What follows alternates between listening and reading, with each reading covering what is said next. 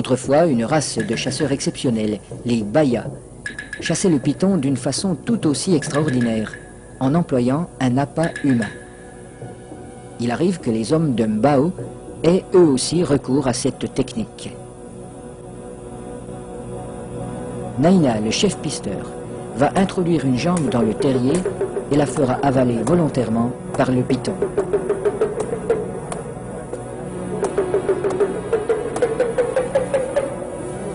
Il est indispensable de posséder le remède qui a été fourni par le sorcier. Cette mystérieuse préparation, à base d'herbes et de racines écrasées, n'a pas qu'un effet psychologique. Elle a le pouvoir d'attirer le serpent tout en protégeant la jambe du pisteur. Le remède agit encore comme un lubrifiant. En imprégnant un tissu qui entoure la jambe, il facilite sa pénétration dans la gueule du reptile.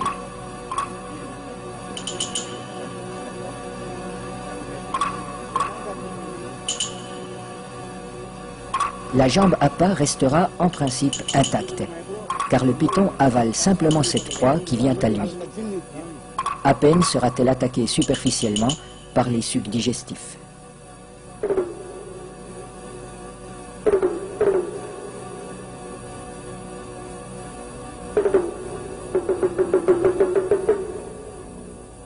Cette chasse n'est pas sans risque. Un python particulièrement puissant pourrait entraîner l'homme dans son repère. La jambe restée à l'extérieur limite ce danger, mais le pisteur court le risque d'être désarticulé.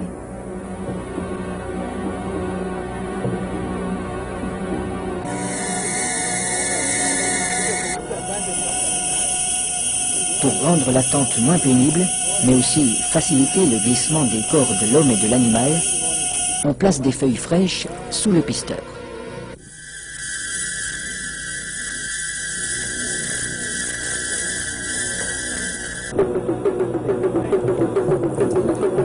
Sa jambe est déjà avalée au-delà du genou quand il commande qu'on le tire en arrière.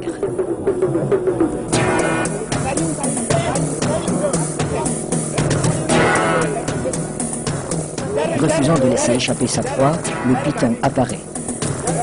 Les aides tirent de façon irrégulière. Il secoue le python pour l'empêcher de trouver un point d'appui. Le pisteur relève son pied à angle droit pour ferrer le serpent, à la manière d'un hameçon. L'animal se sent piégé, mais il ne peut plus lâcher la jambe. Le python est maintenu allongé. Il faut éviter qu'il ne s'enroule. Cette position lui enlève une grande part de sa force. Pour dégager sa jambe, Naina déchire la gueule du python au couteau.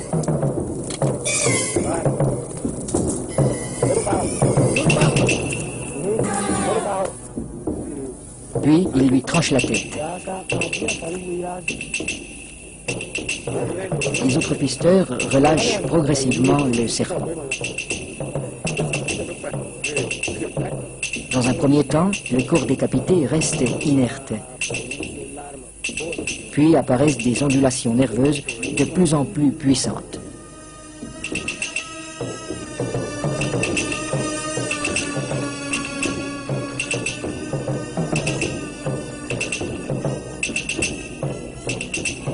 Il bougera ainsi pendant près d'une heure, prenant presque des positions d'attaque, comme s'il cherchait toujours, au-delà de la mort, à menacer ses assaillants.